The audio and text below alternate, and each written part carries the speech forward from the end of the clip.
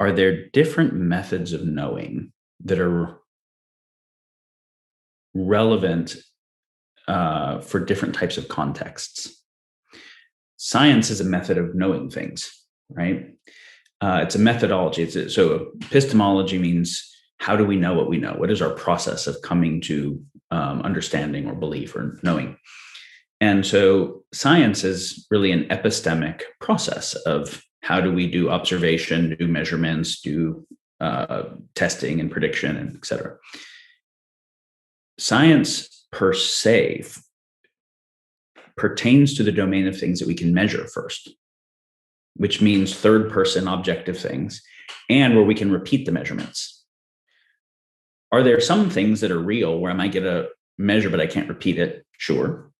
Are there some things that are real that I can't even measure, either because they're outside of the scope of current measurability or because they're not measurable in kind, like a first-person experience? Oh, well, I can measure a first-person experience by measuring brain states. No, measuring a brain state as a neural correlate of a first-person experience is not the nature of the first-person experience. This is no matter how much I know about the genetics and evolutionary history and chemistry of a strawberry, if I've never tasted it, I still don't know what a fucking strawberry tastes like. The taste of a strawberry. Yeah, a 5 MEO can create a 1 hertz, delta, brainwave state, but it doesn't mean that you have any idea what it's like to be in the experience of a 5 MEO journey, right? Like you can't reduce it.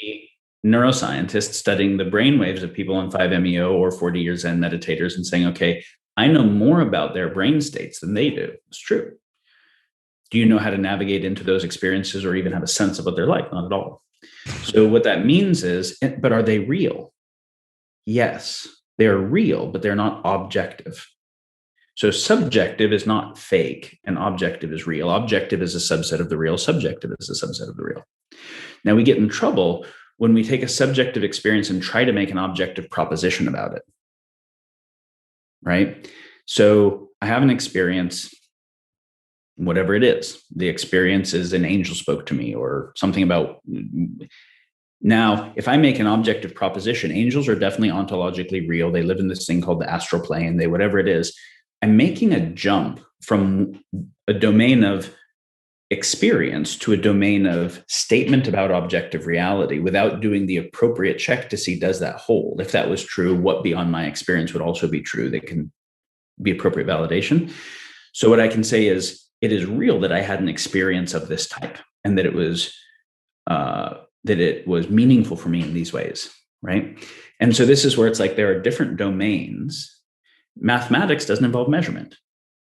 It involves just pure principles of order. So math isn't science. That's a whole other domain of epistemology of just pure principles of order and relationality, right? So there's a reason I'm bringing this up. Everyone does rationality, but they don't all do it well. You have to train it, right? The early Greek thing of saying, well, if I at arm's length close one eye and hold my thumb up like this to the moon, my thumb obscures the moon, therefore the moon is smaller than my thumb. That's a rational argument that's wrong because it's not factoring the change in visual perception of size based on depth perception, right? Farness away. And so we can do rational constructions that are wrong. So basically, critical thinking in science is the study of how to do rationality well. And we have whole university programs on how to do rationality well, because almost everyone is rational wrongly most of the time, right? And there's a similar thing for intuition. Most people do intuition wrongly, and there is a process to refine it, but we don't actually have good school processes for how to do that as much. So most people will say they'll have an experience and then they'll make a claim about objective reality. That's a problem, right? And their desire for certainty is still getting booted. In that moment, they might have been in a trans-egoic state, but then their ego tries to capture it and say, no, I can say this for sure about the nature of God or what happens after we die or whatever. Probably not. Like, you don't actually have the base for that. You're moving from something that was an experience beyond belief to trying to make a belief about it. Don't do that. Yeah. That's not the thing to do. That's what the knowledge that is knowable is not the eternal knowledge is referencing, that there is a domain that isn't about believing, right? It's about a nature of an experience that creates a sense of devotion that will affect the nature of how I act, including the nature of how much I want to pay attention and study so that I can act better. But when I convert it into belief, I have to be careful. Did I do that properly, or did I go sloppy?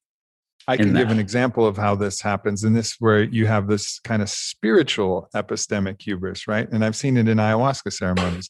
Somebody has, and ayahuasca gives you unbelievable access to what feels like gnosis with the G, a felt sense of things, but it will also give you images. And then these images will then play out a story. And I've had, you always have a sharing circle.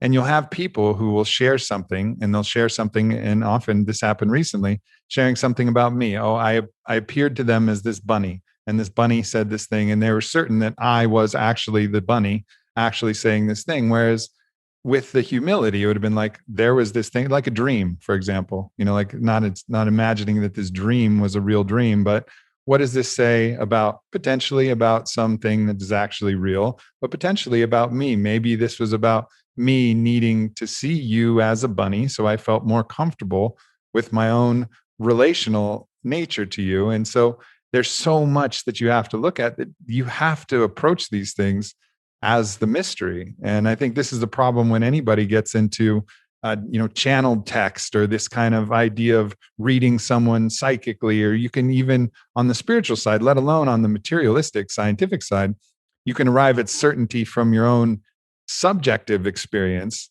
which is also, challenging. And I talked about that with Eric Davis as well. Like, you also have to just have great respect for even the most transcendent truth that you arrive at, just this kind of humility of like, maybe, and this was interesting. And, let's sit with this, let's feel it until it feels, and see how it feels and see what it reveals over time. Yeah. If, like, this actually interesting, that the essence of the scientific impulse, the highest essence of the scientific impulse, is a reverence for reality.